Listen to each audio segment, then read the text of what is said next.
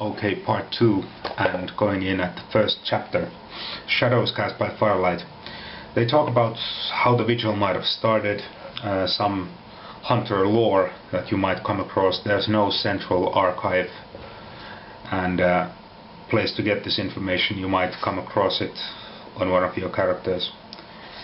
Some tidbits from the earlier times of the Vigil. They talk about how different types of people get into the Vigil. Some are warriors, soldiers, killers, some are scholars, investigators, builders, some healers, rehabilitators, visionaries. All different sorts of people, united by the hunt. They go into hunter society, talk about compacts and conspiracies, and at the very base level, hunter cells, and the strengths and weaknesses of each of these.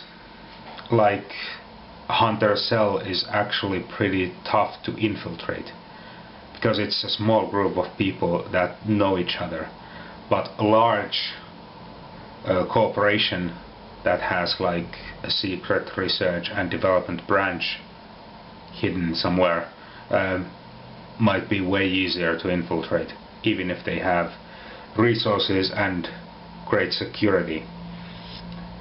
There's just simply too many phases. And they talk about cancer cells here as well, where groups of hunters come under the sway of an evil power, like a witch's mind control, or they get corrupted, stuff like that, and of course other hunters have to go in and stop them before they become a menace. They also talk about criminals and outcasts, people who are already on the edges of society, and how they can help or hinder when they become a hunter themselves. Then they go into threats and targets. They talk about all different sorts of creatures that you can come across: vampires, ghosts, zombies, lycanthropes, the possessed, the demonic, fairy tales, witches, sorcerers, magicians, cults and cultists, slashers, which are like, well, supernatural serial killers in the style of Jason Voorhees, and finally anomalies, things so strange that they don't fit into any other category, where they just get thrown into this big one huge box with a question mark at the side of it,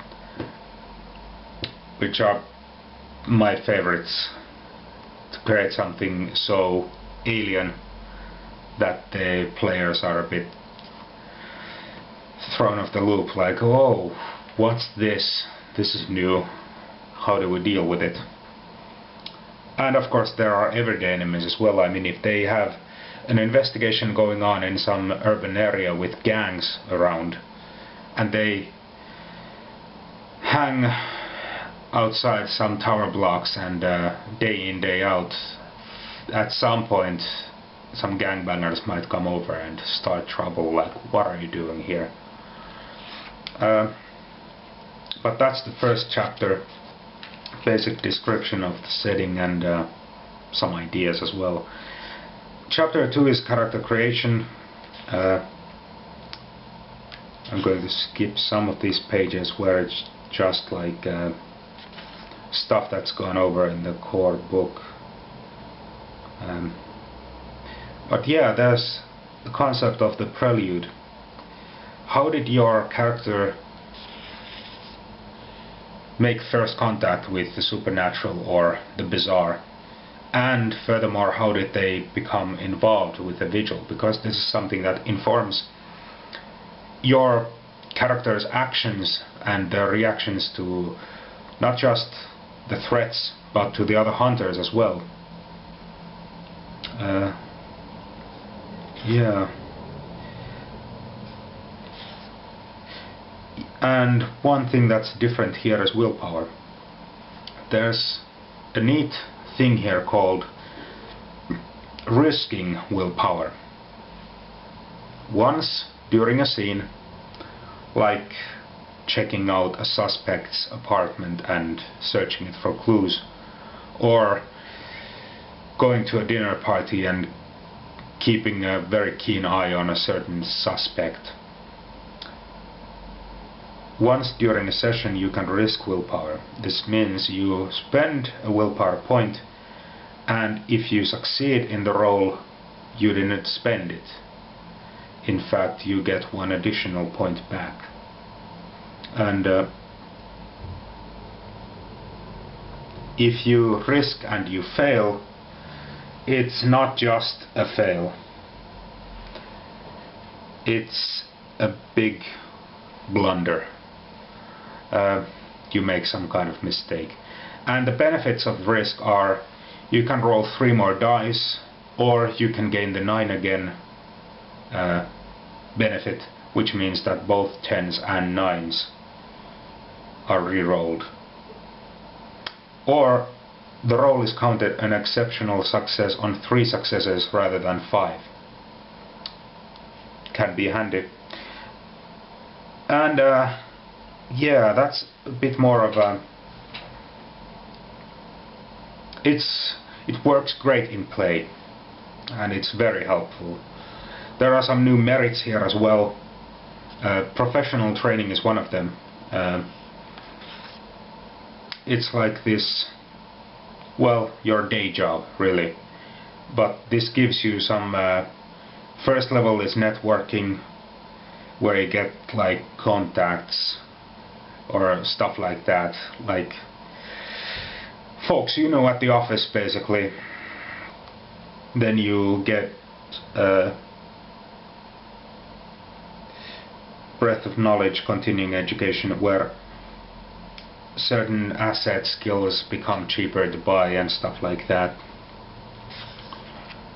Then there's a safe house merit. This is something that hunters pool their experience points towards, like in a certain cell. They don't separately buy safe houses. I mean, they shouldn't, because it's really expensive. But you buy the size, the security for it and stuff like that. And of course there's a status,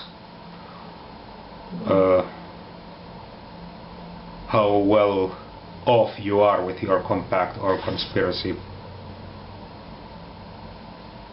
I mean, at 5 points you're basically a legendary hunter in your group. And finally they go into professions, and these are,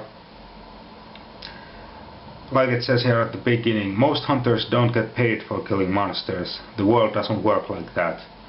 Hunters are people just the same as everyone. Those who work for larger compacts or conspiracies may collect a paycheck for hunting, but most still have day jobs.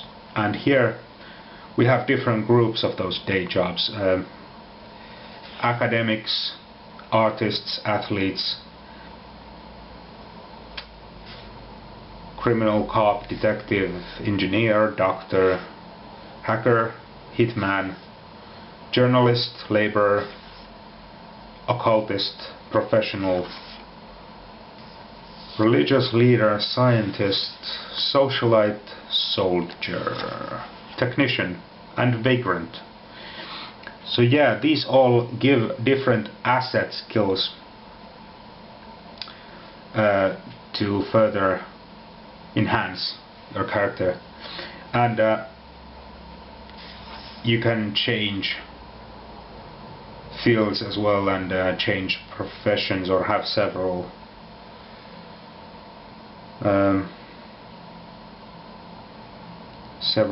different options. But yeah, nobody can have more than one profession. A hacker who dons a tie and juggles spreadsheets for a bank is still a hacker in his heart.